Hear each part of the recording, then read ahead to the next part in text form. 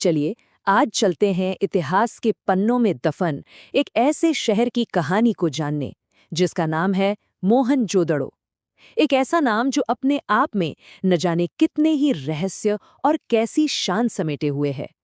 तो तैयार हो जाइए एक ऐसे सफर के लिए जो हमें करीब करीब 5000 साल पीछे ले जाने वाला है। जरा सोचकर देखिए, हजारों सालों तक ये पूरा का पूरा शहर जमीन के नीचे बस यूं ही चुपचाप पड़ा रहा, दुनिया की नजरों से एकदम ओझल, जैसे कभी था ही नहीं। एक पूरी की पूरी दुनिया जिसके वजूद के बारे में हम कुछ जानते तक नहीं थे।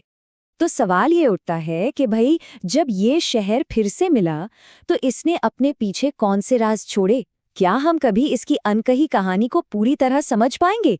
आइए इस खोज के सफर पे निकलते हैं और इसके रहस्यों से पर्दा उठाने की कोशिश करते हैं।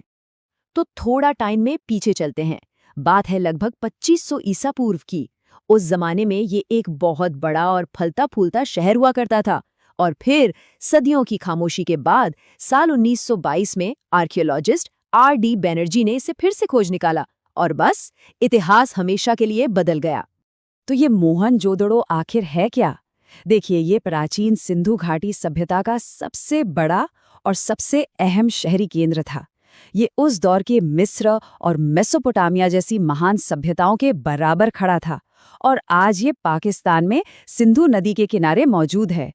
अब जो बात इस शहर को सबसे अलग बनाती है ना, वो है इसकी बनावट। ये कोई ऐसी वैसी बेतरतीब बसावट नहीं थी।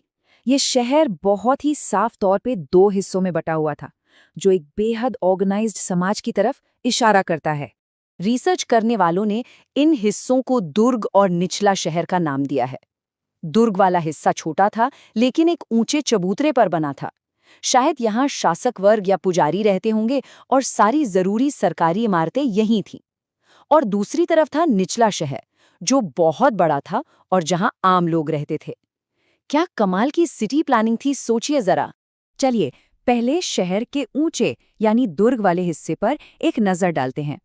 यहाँ कुछ ऐसी शानदार चीजें मिली हैं जो हमें उनकी जिंदगी और उनकी सोच के बारे में बहुत कुछ बताती हैं।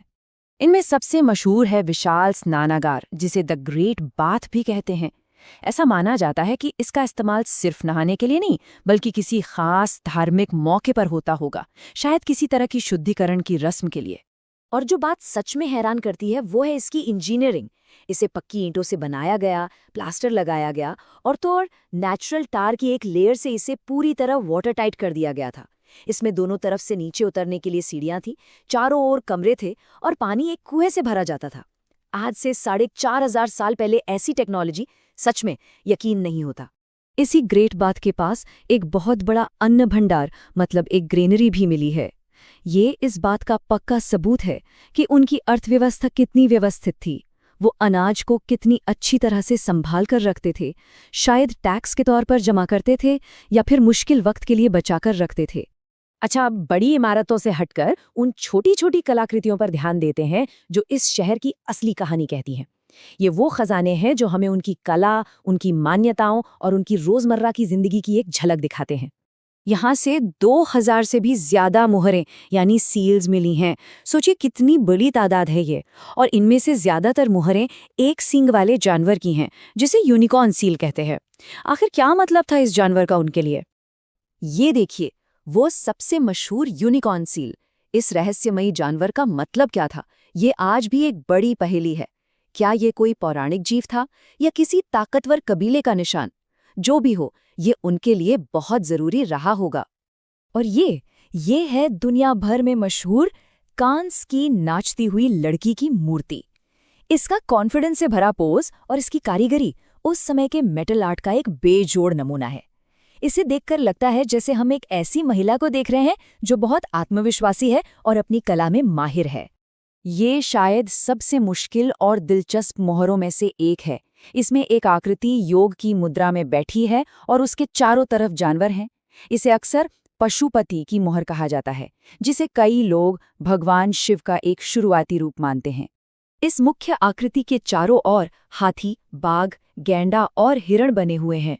ये दिखाता है कि उनकी मान्यताएं कितनी गहरी थीं और शायद वो प्रकृति से कितना गहरा जुड़ाव महसूस करते थे। और ये है सेल खड़ी पत्थर से बनी दाढ़ी वाले एक आदमी की मूर्ति, जिसे प्रीस्ट किंग या पुजारी राजा के नाम से जाना जाता है। इसके चेहरे पर जो शांत और गंभीर भाव है ना, वो इसे बहुत खास बनाते हैं। ये कोई शासक था, कोई पुजारी, या फिर दोनों? उनकी धातु की कारीगरी का एक और बेहतरीन उदाहरण है ये कांस्य का भैंसा। इसकी बनावट में जो ताकत और असलियत झलकती है वो कमाल की है। ऐसा लगता है जैसे इसकी मांसपेशियों में आज भी जान बाकी हो। तो इन सभी खोजों से हमें क्या पता चलता है? ये शहर सिर्फ ईंटों और पत्थरों का ढेर नहीं था, बल्कि एक जीती जागती बेहद एडवांस सभ्यता का केंद्र था, जो अपने समय से बहुत बहुत आगे थी। अगर हम सब कुछ जोड़कर देखें तो तस्वीर एकदम साफ है। एक ऐसा शहर जिसका नियोजन बेहतरीन था, पब्लिक के लिए सुविधाएं बहुत एडवांस थीं, कारीगरी बहुत ऊंचे दर्जे की थी और उनकी एक जटिल धार्मिक व्यवस्था भी थी। मतलब हर तरह से एक पूरी तरह विकसित सभ्यता। लेकिन इन सब के बावजूद एक सवाल आज भी हमारे सामने खड़ा है। सदियों तक इतनी तरक्की करने के बाद आखिर ऐसा क्या हुआ कि ये महान शहर वीरान हो गया, हमेशा के लिए खामोश हो गया? क्या मौसम बदल गया, किसी ने हमला कर दिया, या कोई महामारी फैल गई? इसका जवाब शायद हमेशा के लिए इतिहास के पन्नों में ही दफन रहेगा, और हमें ये याद दिलाता रहेगा कि बड़ी बड़ी सभ्यताएं भी कितनी नाजुक हो सकती हैं।